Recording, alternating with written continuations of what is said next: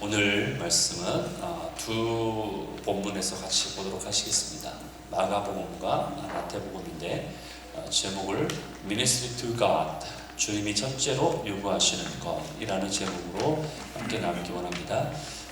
본문이 두 개이기 때문에 연이어서 같이 여러분과 제가 교독을 하시겠습니다. 제가 먼저 28절, 여러분 29절 읽으시겠습니다.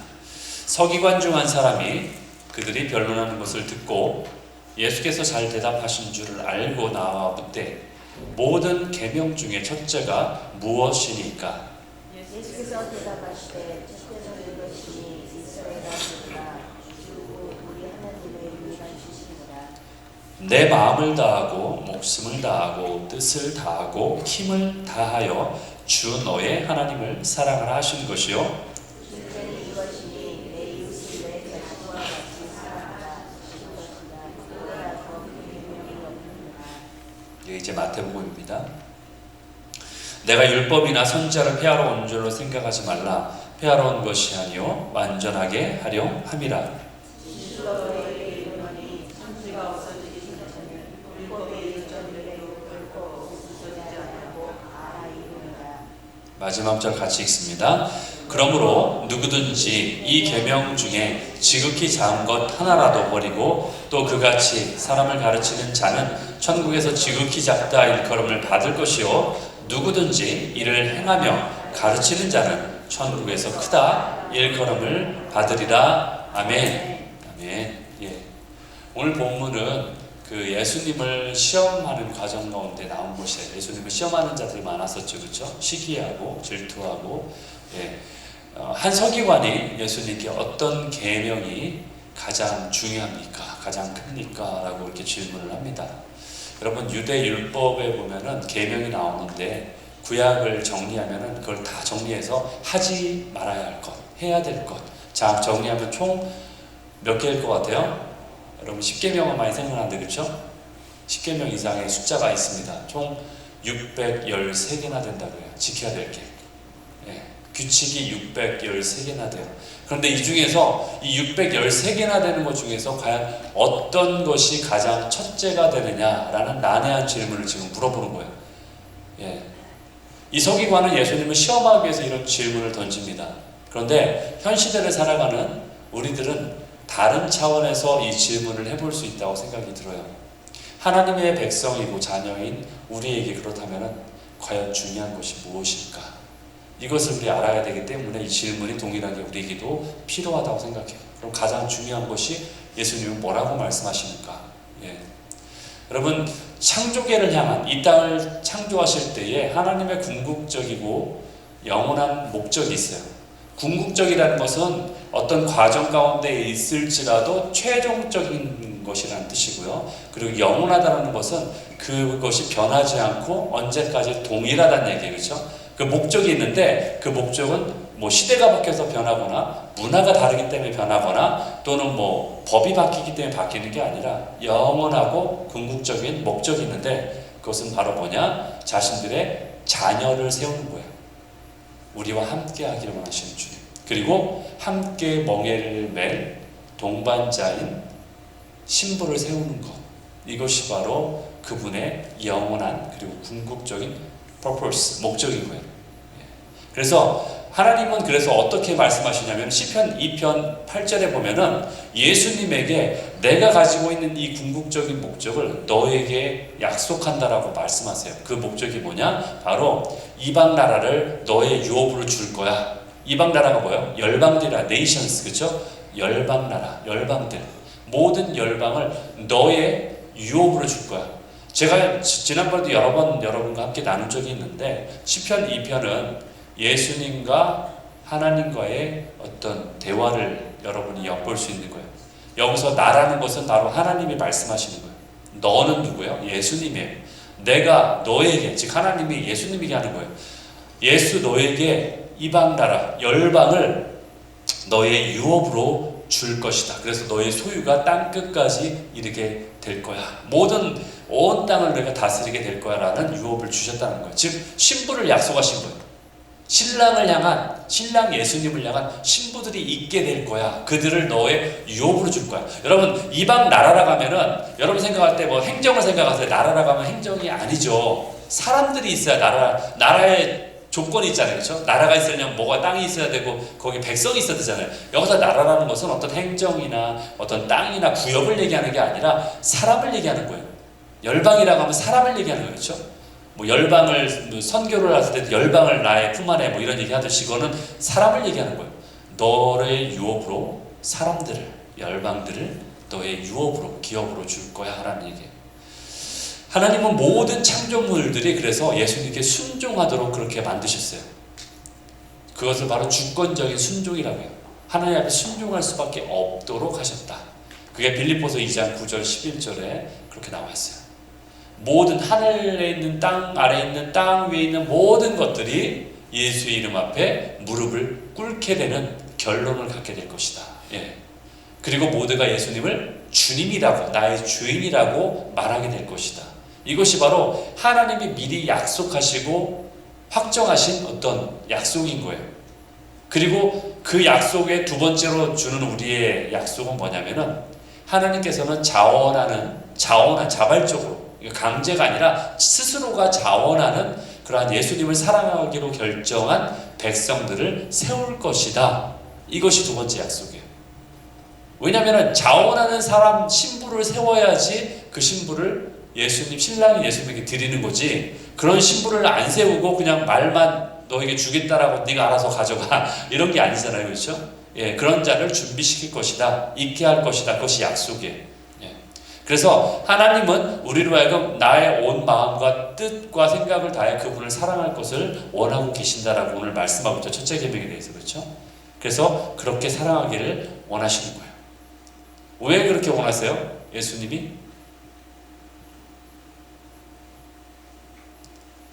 알고 계시죠? 예, 알고 계신데 얘기는 안 하신 분이 너무 조용하셔서 제가 당황스러운데, 예수님이 우리에게 그분의 전부를 주셨기 때문에, 그렇죠? 예, 십자가에서 이미 예수님은 우리에게 그분의 전부를 주셨어요. 생명, 목숨과 그분의 모든 열정과 모든 걸 다 주셨어요. 그렇기 때문에 그분은 우리를 원하시는 거예요. 우리 자신을 원하시는 거예요. 예. 그래서 성령님이 주시는 가장 큰 은사는 뭐냐? 하나님의 사랑을 누리는 것이다 라고 말하고 있어요. 로마서 5장 5절에 보니까 하나님의 사랑이 우리 마음에 부음받았는데 그게 어디서 말미암았다? 성령으로 말미암았다. 우리에게 부어주신 그 사랑이, 우리 마음에 있는 사랑이 성령으로부터 말미암았다고 말하고 있어요. 그런데 그 얘기는 뭐예요? 결국 우리가 주님을 사랑하는 것도 내 스스로가 사랑할 수 없다는 거예요. 그게 참 아이러니예요. 여러분에게 제가 그렇다고 해서 지금 이 말씀을 드릴 때 여러분 뭐 첫째 계명은 하나님을 사랑하는 거니까 여러분 사랑하십시오. 의지적으로 사랑하십시오. 여러분이 그렇게 결정하고 뜻을 정해서 지금부터 사랑하는 겁니다. 제가 맨날 전화해서 확인할 겁니다. 뭐 이런 게 아니잖아요. 그렇죠? 그 사랑이라는 것은, 여기서 말하는 사랑이라는 것은 어떤 규칙이 아니라 자원하는 사랑을 자꾸 얘기하고 있어요. 그러면은 규칙은 자원하지 않더라도 지켜야 되는 게 규칙인데, 이거는 자원하는 사랑이기 때문에 자발적으로 내 안에 그런 마음이 나와야지 사랑하는 거잖아요. 그렇죠? 여러분 결혼할 때 누가 강제로 여러분에게 저 사람을 결혼해야 돼 억지로 막 시켜서 결혼하신 분 계세요? 그러다가 조선시대 때 그렇게 한 적이 있는 것 같아요. 그렇죠? 예, 억지로 가문이랑 우리가 연관을 맺어야 되기 때문에 억지로 막 결혼해야 돼 이렇게 할 수도 있지만, 요즘 시대에 누가 억지로 결혼합니까? 그렇죠? 자원하는 사랑으로 내가 열정으로 사랑한 거잖아요. 그와 같은 사랑을 하기 위해서는 내 안에 사랑이 넘쳐나야 되는데, 그 사랑을 누가 부음받았다? 누구로부터? 성령님으로부터 부음받았다. 성령님이 아니고서는 우리가 사랑할 마음이 생기지 않는다는 얘기예요. 그렇기 때문에. 그래서 지금 그것을 말하고 있어요. 그러면서 예수님이 우리를 위해 기도하실 때 하나님께 어떤 걸 기도했냐면은 요한복음 17장은 아주 굉장히 중요한 기도예요. 우리는 보통 생각할 때 예수님이 십자가에 달리시기 전에 했던 기도하면 뭐가 생각나요? 어떤 대표적인 기도가 생각나요? 그쵸? 그게 무슨 기도예요? 겟세마네 기도. 다 알고 계시죠? 예, 알고 계신데 오늘 굉장히 침묵하시네 오늘따라. 예, 그 겟세마네 기도에 떠오르잖아요. 이 잔을 내게서 할 수 있다면 이 잔을 내게서 돌리십시오. 그러나 아버지의 뜻대로 하십시오. 그 겟세마네 기도가 떠오르잖아요. 그런데 그거보다 더 그 어떤 인간적인 고뇌와 참 인간이시고 참 신이신 예수님께서 느끼셨던 그 인간적인 고뇌를 느끼는 겟세마네 기도뿐 아니라 우리에게 가장 중요한 것은 요한복음 17장이에요.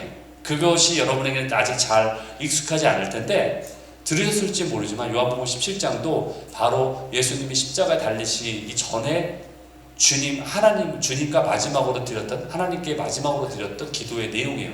그 17장을 그래서 우리는 대제사장의 기도다라고 명명을 해요.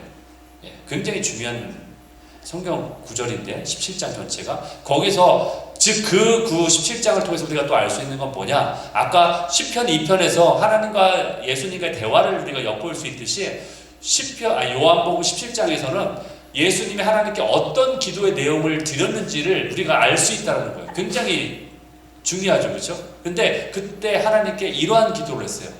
요한복음 17장 26절에서 내가 아버지의 이름을 여기서 나는 예수님이에요. 내가 아버지의 이름을 그들에게 알게 하였고 또 알게 하리니 이는 나를 사랑하신 아버지의 그 사랑이 그들 안에 있게 해서 그것 때문에 그것으로 인해서 나도 예수님도 그들 안에 있게 되기 원합니다. 즉 하나님의 사랑이 부어져서 그 사랑을 통해서 예수님을 사랑하게 해주십시오라고 기도한 내용이에요.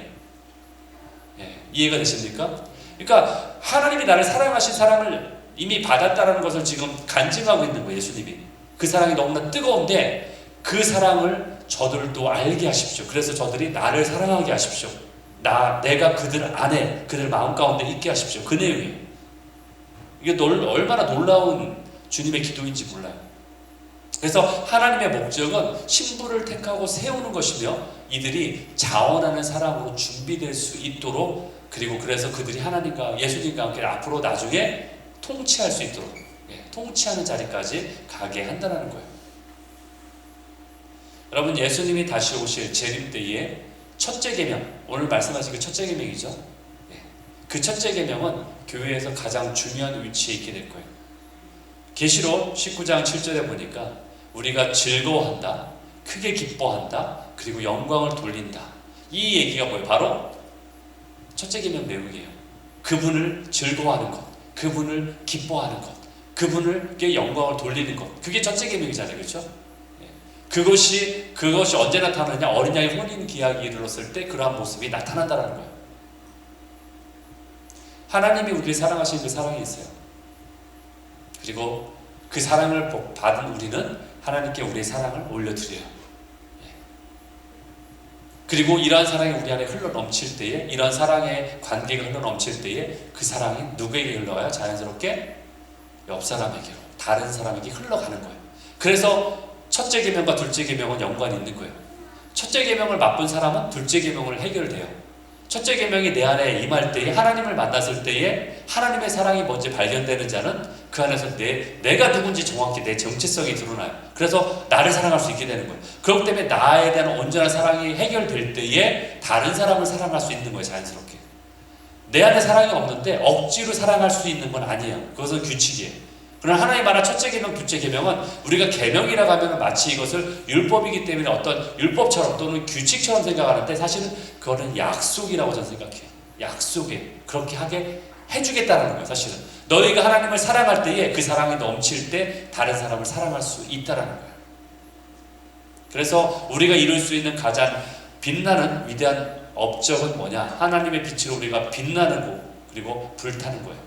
바로 침례 요한이 그랬어요. 침례 요한은 예수님이 이렇게 말씀하셨어요. 마태복음 11장 11절에 보면은 내가 진실로 너에게 말하노니 여자가 낳은 자 중에 침례 요한보다 큰 이가 일어남이 없다. 그렇죠? 큰 자라고 평가하셨죠. 그러면서 어떤 자였기 때문에 이 침례 요한이 큰 자였냐? 요한복음 5장 35절에 보면은 이렇게 자세하게 말하고 있어요. 요한은 켜서 비추이는 등불이다. 이 키다. 뭐 그러면은 우리 생각할 때는 약간 감이 이렇게 강렬하지가 않아요. 그렇죠? 켜서 비춘다 그러면은 무슨 불 켜나? 그렇죠? 켜서 물에 스위치 키듯이 켠다라고 생각하잖아요. 근데 원어의 뜻을 보면, 영어를 보면 원어의 뜻이 더 가깝게 해석을 하고 있는데 burning이에요. 타오르는 거예요. 킨다는 게 그냥 불 켜듯이 그냥 불 켜라, 이런 촛불 켜라 이런 게 아니라 불타오른다는 거예요. 내 안에 열정이 불타오르는 자가 침례요한이다. 불타오르고 burning, 그리고 불타기 때문에 어떻게 돼요? 비추게 되는 거죠, 당연히. 이걸 어떤 그림으로 보면은 여러분 연상이 쉽냐면은 그 횃불이죠, 횃불을 불타는 횃불을 들고서 앞으로 전진하는 자, 선두주자. 그러면 그 빛에 다른 사람이 따라가겠죠. 왜냐하면 어두운데 그 빛을 들고 있으니까 그 빛을 따라갈 수밖에 없겠죠. 그래서 내 안에 하나님을 향한 사랑이 불타는 걸 버닝이라고 하고, 비추는 건 뭐예요? 사역을 얘기하는 거예요. 다른 사람을 이끄는 사역을 얘기하는 거예요. 그러니까 burning and shining lamp라는 거예요. 그러한 자가 바로 진리 요한이라는 거죠. 그런 것이 바로 우리 안에 이러한 것이 가장 위대한 업적이라고 주님 말씀하세요. 버닝이 뭐예요? 즉 첫째 계명이죠, 그렇죠? 샤이닝이 뭐예요? 둘째 계명이죠. 다른 사람을 사랑하는 것. 그것이 다른 사람을 이끌 수 있는 거예요. 그게 하나로 같이 가는 거예요. burning and shining lamp. 여러분, 사랑에 대해 실천에 대한 두 가지의 현재 이 시대를 살아가는 사람들의 두 가지의 모습이 극명하게 지금 드러나고 있어요. 이 세상 사람 중에 사랑을 실천하는 것을 꺼리는 사람은 없어요. 다들 누구나 다 같이 생각해요. 사랑해야 된다. 똑같이 생각해요. 믿지 않는 사람도 마찬가지예요. 믿지 않는 사람들은 뭐 다 질투만 하고 미움만 합니까? 아니죠. 그들도 사랑을 기대해요. 사랑을 원합니다. 그래서 그들이 뭐라고 하는 거예요? 아, 교회 왔더니 사랑이 없더라. 예? 예. 교회 왔더니 사랑이 없더라 그러잖아요. 그거는 그만큼 기대를 한다는 얘기예요. 그런데 그 사랑에 대한 두 가지 생각이 있는 거예요. 세상 사람들이 생각하는 사랑은요, 하나님 말씀으로 기반한 사랑을 추구하는 게 아니에요. 그들은 본인들이 생각하는 그 하나님 말씀과 상관이 없는 인본주의적 사랑을 하고 있어요. 제가 인본주의적이라는 얘기는 뭐예요? 사람들이 중심이 된다는 거예요. 기본이 된다. 그러니까 사람이 생각하는 기준을 가지고 사랑을 하는 것. 여러 가지 많이 있죠, 그렇죠? 요즘 인권이 중요합니다. 뭐 소수자 또는 뭐 그런 자들, 약자, 사회적 약자 뭐 이런 얘기를 하는데, 그런 것을 외치는 것은 인본주의적 사랑이에요. 물론 그게 나쁘다는 건 아니에요. 그 사람들도 사랑해야 돼. 그러나 모두를 사랑해야 돼. 이해가 됩니까? 모두가 사랑받을 자지 딱 그 사람들만 사랑받을 자는 아니라는 거예요. BLM도 그랬죠, 그렇죠? BLM도 Black Lives Matter 맞나요, 그렇죠? Black Lives Matter, 그렇죠? 그 Black Lives Matter, 그 흑인들만 사랑하는 게 아니라 모두가 다 사랑받을 자라는 거예요. 그러나 그들은 그것을 강조해요. 소수 약자라고 강조해요. 그것은 바로 인본주의적 사랑이에요. 동성애도 비슷해요. 동성애도 똑같은 거예요. 하나님의 말씀을 기반으로 한 사랑을 추구할 것인가? 아니면 말씀에 상관이 없는 인본주의적 사랑을 추구할 것인가? 이 두 가지가 극명하게 나뉘는 시대를 우리 살아가고 있어요. 주님은 그러한 사랑을 말씀하고 있잖아요. 그러면서 주님이 말하는 사랑은 뭐냐? 감상주의적 사랑이 아니라고 말씀하세요. 왜? 그러면 감상주의적 사랑이 아니기 위해서는 어떻게 해야 되냐? 우리에게 순종을 말씀하시는 거예요. 거기에 순종이 있을 것이다. 그것이 너무나 당연한 전제 조건이라고 말하고 있어요. 요한복음 14장 15절 또 21절에 보면은 너희가 나를 사랑하면 나의 계명을 지킬 것이야. 이것은 당연한 전제예요. 너무나 내추럴한 거예요. 당연히 열매를 그렇게 맺을 수밖에 없는 거예요. 21절에도 보니까 나의 계명을 지키는 자라야 나를 사랑하는 자니. 그러니까 나를 사랑한다 하면서 나의 계명을 지키지 않는 것은 말이 안 된다라는 얘기죠, 그렇죠? 이렇게 하나님을 사랑하는 것이 하나님께서는 최우선순위라, priority, 최우선순위라고 말씀하세요. 이것을 선택사항이라고 말씀하지는 않으세요.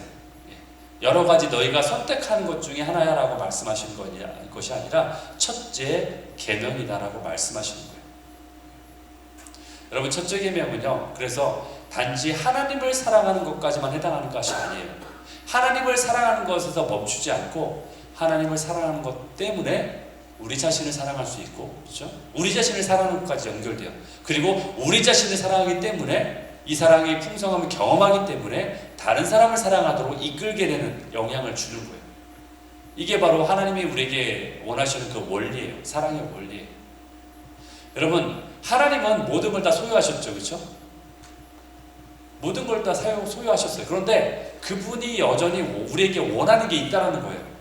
지금 우리에게 원하는 걸 지금 말씀하고 계세요. 모든 걸 소유하신 그분이 우리에게 나는 너에게 이걸 원해라고 말씀하시는 거예요. 하나님이 가장 원하시는 게 뭐예요? 바로 우리의 사랑,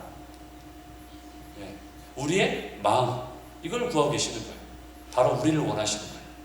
자원하는 심령에 드리는 자발적인 사랑, 이것을 우리에게 말씀하세요. 그래서 우리는 하나님과의 관계 안에서 하나님께서 우리가 항상 하나님께 어떤 우리의 필요만 구해왔잖아요. 기도하면서 우리가 항상 하나님께 간구하고 우리의 필요를 구해왔기 때문에 우리는 착각하기를 하나님은 그거에 응답만 하시는 분으로 착각할 수 있다는 거예요. 마치 우리는 하나님께 요구하는 자고 하나님은 우리에게 응답만 하시는 분으로 그렇게 생각하고 싶다는 거죠. 그래서 때로는 우리가 하나님이 나를 향해서 하나님의 뜻을 어떤 뜻을 갖고 계신지를 별로 생각하려고 하지 않아요. 그냥 내중심적으로 내가 원하는 것만 기도하기 때문에 하나님이 나에게 뭘 원하시는지를 생각하기가 쉽지 않다라는 거예요. 그리고 그걸 별로 궁금해하지도 않아요. 단지 나의 필요에만 집중할 때가 많다라는 거죠. 이것은 마치 어린아기가 부모님의 심정에 관심이 없는 거하고 똑같아요. 어린아기는 부모님 심정에 관심을 가지지 않아요. 그럴 수도 없고, 왜냐? 연약하니까, 미성숙하니까. 이거는 악한 건 아닌데 미성숙한 거예요. 그건 확실해요. 그렇죠? 악한 건 아니에요. 이들이 하나님을 배반하거나 하나님 앞에 저주하거나 뭐 이런 악한 건 아닌데, 그러나 미성숙한 단계라는 거예요. 그거는 우리가 알아야 된다는 거죠. 그렇기 때문에 우리 너희들이 어린아이와 같지 않고도 결단코 천국에 갈 수 없다라는 예수님의 말씀은 뭐예요? 어린아이처럼 그렇게 하라는 얘기가 아니라 어린아이와 같은 순전함을 가지라는 얘기예요. 어린아이 같은 순전함은 있지만 어린아이같이 미성숙한 신앙에서는 자라나야 된다는 거예요. 그렇죠? 그것을 우리가 정확히 알아야 돼요. 말씀에 대한 분별을 정확히 해야 된다는 거예요. 주님이 우리에게 가장 물어야 될, 우리가 주님께 가장 물어야 될 가장 중요한 질문은, 주님 그렇기 때문에 주님이 나에게 찾기를 원하시는 게 무엇입니까? 주님의 뜻이 무엇입니까? 나를 향한 주님의 뜻이 무엇입니까를 구해야 된다는 거예요. 우리가 하나님께서 구하고 계신 것을 찾을 때에 그때 우리는 내가 찾고 있는 것을 해답을 얻을 수가 있게 돼요. 아이러니하죠, 그렇죠? 내가 하나님이 나에게 무엇을 찾는지를 내가 간구할 때에 그때서야 비로소 내가 찾는 것이 무엇인지 알게 된다는 거예요. 그래서 이것이 바로 하나님 나라에서 성공의 척도예요. 하나님이 보신 성공의 척도예요. 하나님께서는 무엇보다 이러한 사랑을 위해서 일하고 계세요.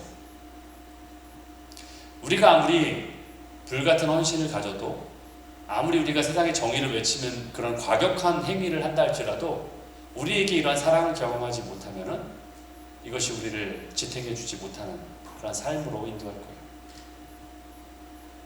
하나님을 사랑하는 것이 우리의 소명이고, 그리고 그것이 삶의 방식이에요.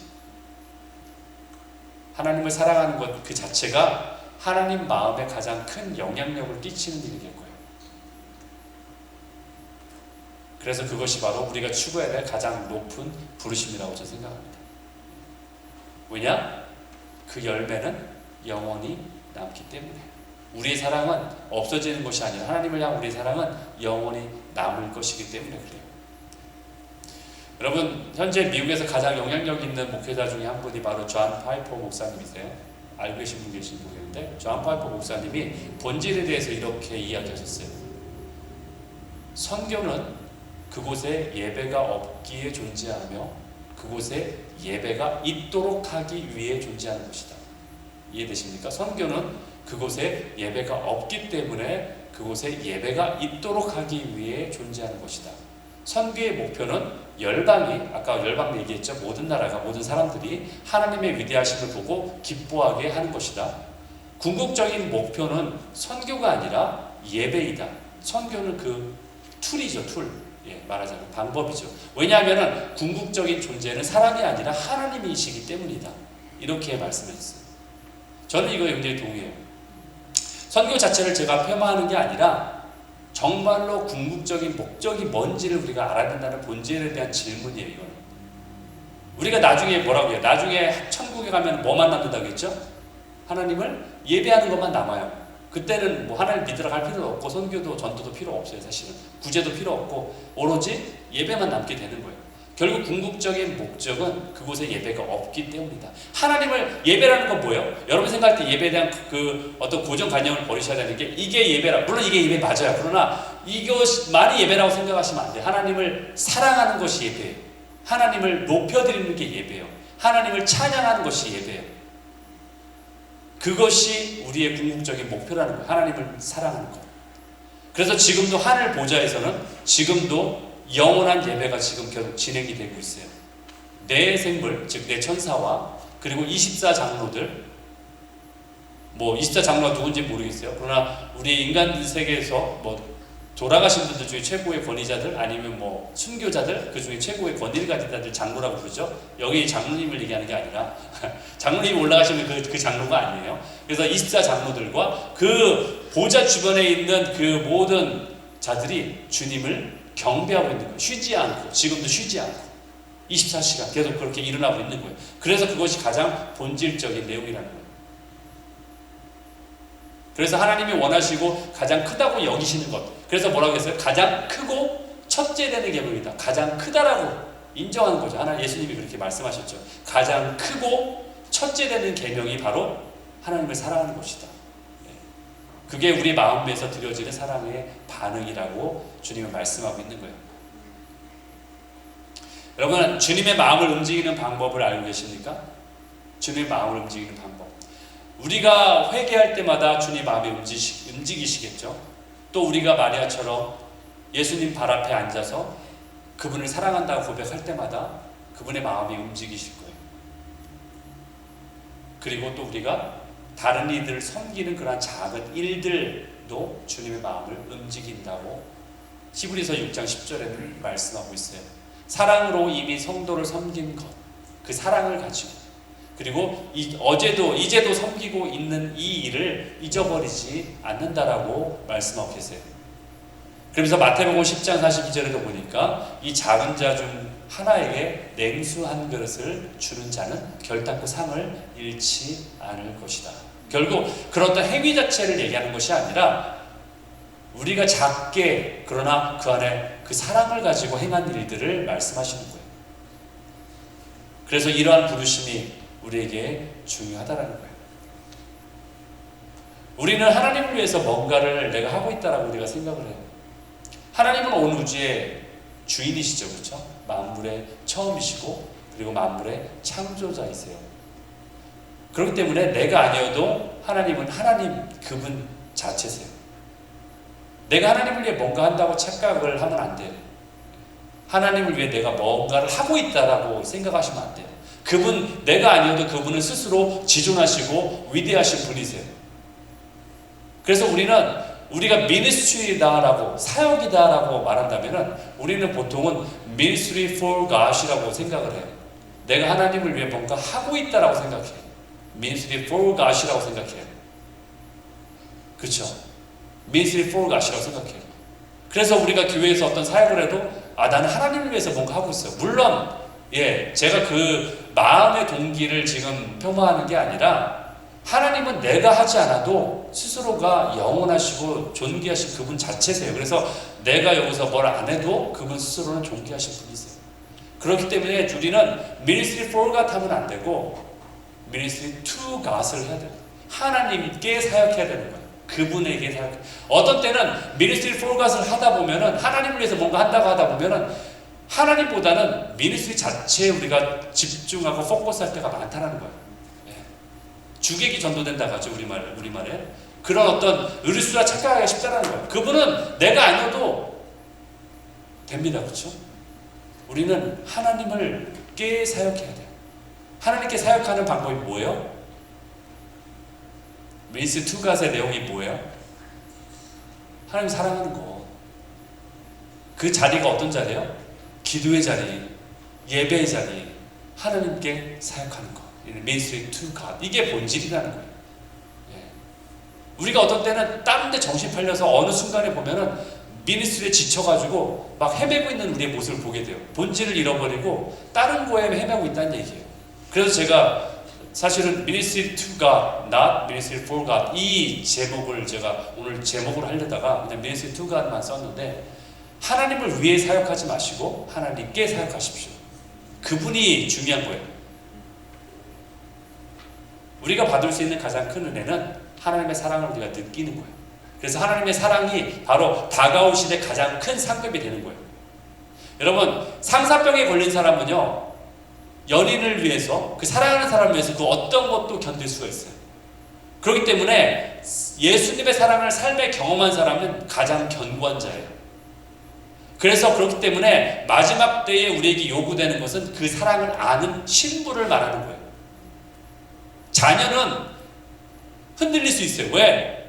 물론 부모님이 주는 사랑을 받았기 때문에 받을 줄은 알지만 내가 그 사랑을 드린 적이 없기 때문에, 내리사랑이잖아요. 내 그 사랑을 드린 것이 적기 때문에 그것을 견딜 수가 없어요. 그 사랑을 견딜 수 없는 거예요. 그러나 마지막 때 모든 것을 흔들리는 그 시대가 될 때에 내가 견고할 수 있는 이유는 그 사랑을 경험한 자만이 그 시간들을 견딜 수 있다는 거예요. 그 환난을 이길 수 있는 자는 오로지 정결한 신부만이, 성숙한 신부만이 그것을 견딜 수 있는 거예요. 그래서 사랑하는 것이 그만큼 중요한 거예요. 그래서 첫째 계명이 그만큼 중요한 거예요. 하나님의 사랑을 내가 먼저 경험하는 것이 그래서 중요한 거예요.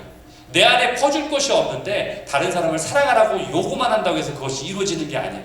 너 둘째 계명 있잖아. 다른 사람은 이웃을 사랑해야 되지. 세상은 지금 그걸 얘기해요. 그게 인본주의적인 포인트, 방향성이. 세상은 반대로 올라와요. 둘째 계명부터 시작해요. 그리고 나서 너희가 하나님을 섬겨도 돼. 왜 하나님을 섬기다가 극성이야?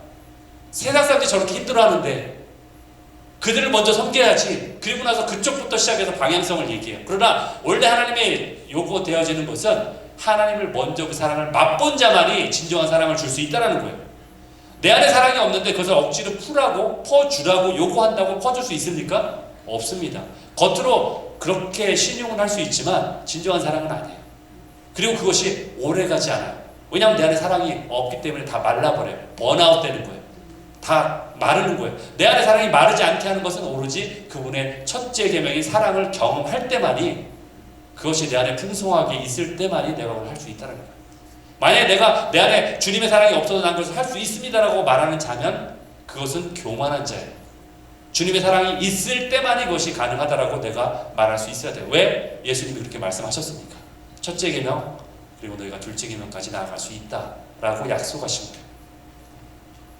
그래서 우리는 이 세상에서 유명한 사람은 될 수 없어도 가장 위대한 사람은 될 수 있어요.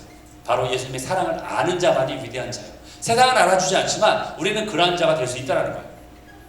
마태복음 5장 19절에 보니까 누구든지 이를 행하는 자, 즉 주를 사랑하는 계명을 행하는 자는, 그리고 그래서 가르치는 자는 천국에서 크다, 가장 크다, 인정받는 거예요. 너희가 가장 위대한 자가 될 수 있다, 천국에서 가장 위대한 자다라고 우리를 평가하신다는 거예요. 그래서 이 하나님을 사랑할 수 있는 기름 부으심의 친밀함이 우리의 큰 재산이라고 말할 수 있다는 거예요. 그래서 우리는 우리의 정체성을 이렇게 말할 수 있어야 돼요. 나는 하나님께로부터 사랑받는 자입니다. 그리고 나는 그 하나님을 사랑하는 자입니다. 그렇기 때문에 나는 성공한 자입니다. 여러분, 이걸 말할 수 있습니까? 나는 재산 때문에 성공한 자입니다. 나는 유명해졌기 때문에 성공한 자입니다. 나는 예를 들어서 가방끈이 길어서 성공한 자입니다. 여러 가지 말할 수 있잖아요. 그렇죠? 그게 아니라 나는 하나님께로부터 사랑받는 자입니다. 그리고 나는 그 사랑으로 인해서 하나님을 다시 사랑하는 자입니다. 그러므로 나는 성공한 자입니다. 이것이 바로 예수님이 우리에게 그 하나님의 나라에서 우리를 평가하는 가장 높은 기준의 가치라고 우리에게 말씀하고 계시는 거예요. 그래서 그것을 첫째 계명이라고 말하고 있는 거예요. 우리가 얼마나 많은 것을 성취했느냐에 따라서 우리의 정체성이 결정되는 것이 아니라 우리가 얼마나 하나님을 사랑했느냐에 따라서 우리의 정체성이 결정된다는 거예요. 여러분, 주님의 심판자리에 갔을 때 주님이 우리에게 무엇을 물어보실까요? 너 돈 얼마나 많이 벌었어? 그거 물어보실까요? 너 얼마나 높은 자리까지 올라가 봤어? 이거 물어보실까요? 그게 궁금하실까요? 주님이 우리에게? 너 얼마나 많은 일을 나를 위해서 뭔가를 업적을 남겼어? 성과를 이뤘어? 나에게 한번 증명해봐. 이런 것을 요구하실까요? 주님을 우리에게 요구하시는 건 딱 한 가지라고 생각해요. 네가 그 어려운 세상 가운데 힘든 중에서도 얼마나 나를 사랑했니? 내가 그 사랑을 이미 보여줬는데 그러한 나를 정말로 믿고 나를 사랑하고 그 사랑을 반응했구나. 네가 나를 얼마나 사랑했니? 이것이 그분이 우리를 바라보시는 평가의 기준이라고 저는 믿습니다. 내가 나를 얼마나 사랑했니? 여러분, 에베소 교회는요, 초대교회 시대에 가장 큰 부흥이 있었던 중심지였어요. 그런데 이들이 처음에는 부흥이 있었다는 얘기는 뭐예요? 분명히 그런 사랑이 넘쳐났다라는 거죠. 그렇죠? 그런 일이 있었다라는 거예요. 그런데 이 사랑이 오래 유지하지 못했다라는 거예요. 그래서 이들은 하나님의 연인으로 계속 남아있지 않고 하나님의 일꾼이 돼버린 거예요. 여러분, 연인은요, 일꾼보다 더 많은 일을 해내요. 왜? 사랑하는 사람을 위해서는 내가 못할 게 없어요. 저도 그런 경험이 있어요. 예. 지금 생각해보면 내가 어떻게 그렇게 많은 편지를 썼는지 어떻게 그런 테이프를 막 녹음을 해가지고 제가 더빙까지 막 제 목소리를 막 거기다 하이도 넣고 막 이렇게 해서 만들었는지, 그 시대에 그 기술력으로 테이프 옛날 테이프 시대였는데 그런 걸 막 몇 개씩 만들어서 보내고 막. 사랑하는 사람을 위해서는 못할 게 없어요. 근데 그걸 저에게 만약에 누가 시켜봐요. 제가 하나. 왜 이런 걸 시켜? 짜증내지, 그렇죠? 억지로 돈 주면은 maybe 할지도 몰라요. 돈 받으려고. 예. 여러분, 연인은요, 언제나 일꾼보다 더 많은 일을 하는 거예요. 주님은 그걸 원하시는 거예요, 우리에게. 네가 일꾼이 되는 게 아니라 나의 사랑하는 자가 돼서 나에게 자발적인 사랑으로 나에게 다가와 주기를 원하시는 거예요. 강제로 우리를 이끄시는 분이 아니세요. 여러분, 신부는 그러한 자발적인 사랑으로 수고하기 때문에 내가 일할수록 내 안에 그 사랑의 힘이 소진되는 게 아니에요. 더 그게 불타오르는 거예요. 왜냐면 사랑하는 사람을 위해서 내가 뭔가 주면 더 내 기쁨이, 그게 나의 기쁨이지. 내가 예를 들어서 비싼 걸 줬다고 해서 아까워 뭐 일어나요? 그게 아니죠. 그것이 나의 힘이 되는 거예요. 그래서 그 사랑을 경험할수록 내가 더 힘을 얻게 되는 거예요. 그러나 일꾼은 그렇지 않다라는 거죠. 싹꾼이 뭐예요? 그 삭을 받은 만큼만 내가 일하는 거지 그 이상 안 하잖아요. 그 삭이 뭐예요? 정해진 나의 일의 분량이에요. 일꾼은 그만큼만 일하는 거예요. 나에게 주어진 규칙만큼만 하는 거예요. 규칙은 내가 주님이 만약에 우리에게 규칙을 주셨으면 그 규칙만 지키면 되잖아요. 그러면 그 이상은 내가 날 터치하지 마세요. 내가 규칙 지켰는데 나에게 뭘 더 바라세요? 이렇게 얘기할 수 있겠죠. 그렇죠? 그것은 일꾼이에요. 그러나 내가 사랑하는 자라면 그렇지 않다는 거죠. 그래서 에베소 교회가 더 이상 연인이 아니라 이제 일꾼으로 바뀐 거예요. 그래서 계시록 2장 4절에 보니까 에베소 교회에게 이렇게 말씀하는 거예요. 내가 너를 책망할 것이 있는데 너는 처음 사랑, 하나님에 대한 나의 첫사랑을 너희가 버렸다. 너희가 잊어버렸구나. 그것을 그렇게 말하고 있는 거예요. 그것이 바로 사단의 전략이에요. 사단의 전략. 우리가 예수님께 사랑하고 헌신하고 전심을 드리는 것에서 넘어지도록 하는 거예요.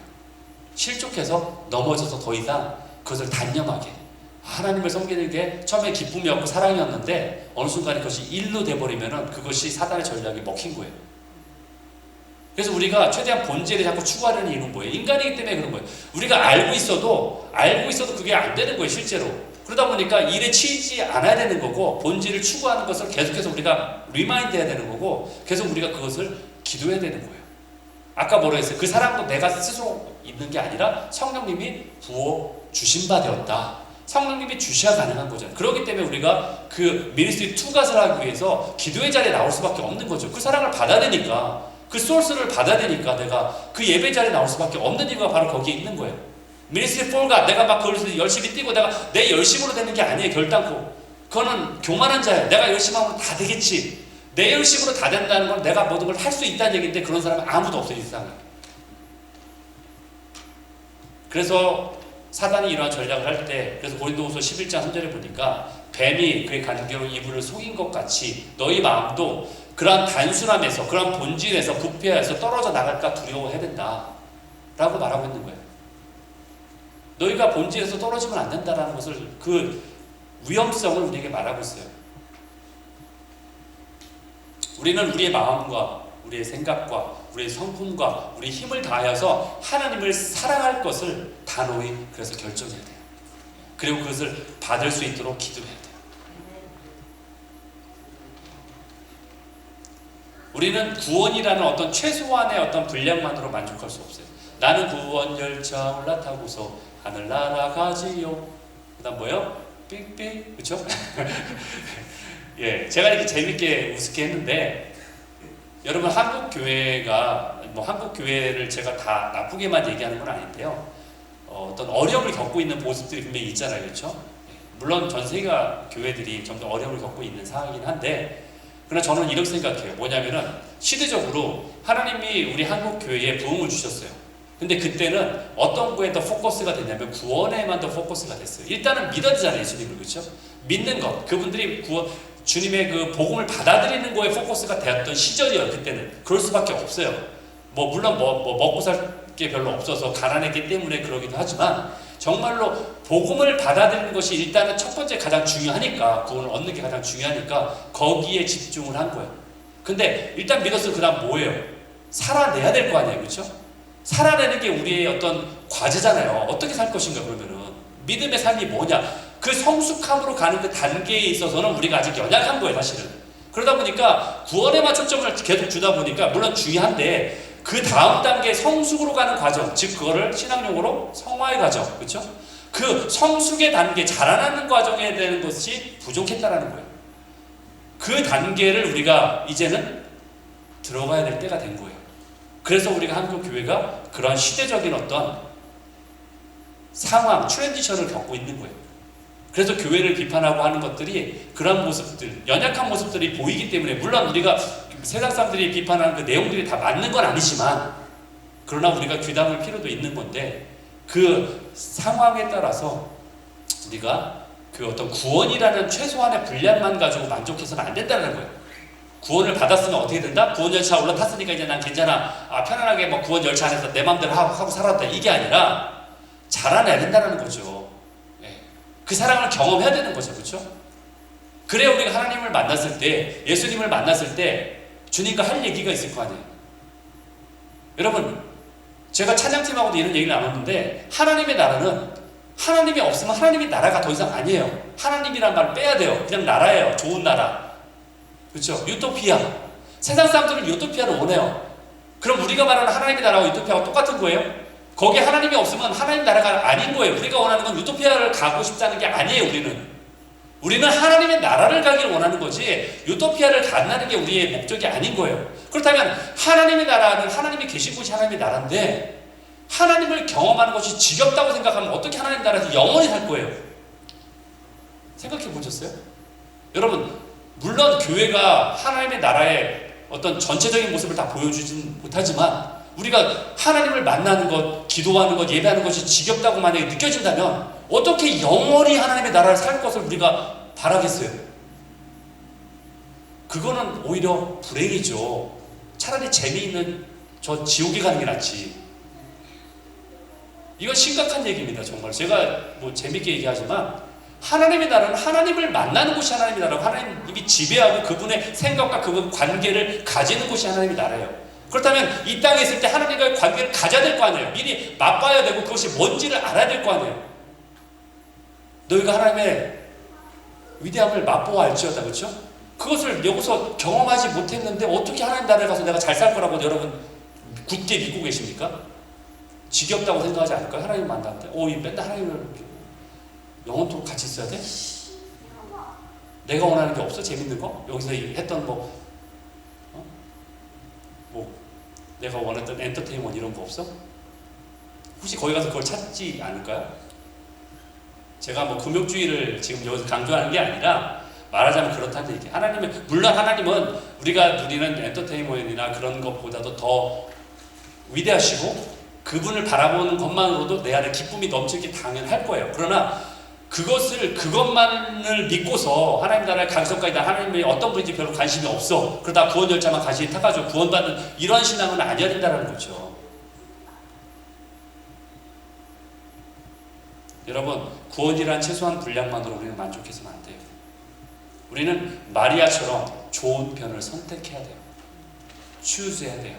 그 어떤 누구도 우리가 무엇을 선택할지 결정해 주지 않습니다. 심지어 제가 목사도 여러분들이 어떤 걸 선택할지 제가 여러분의 삶을 막 쫓아다니면서 여러분 막 사는데 이렇게 하셔야 돼요, 뭐 이렇게 하지 않지 않습니까? 오직 우리가 스스로 선택하는 거예요. 그런데 마리아는 좋은 편을 선택했어요. 본인이 선택한 거예요.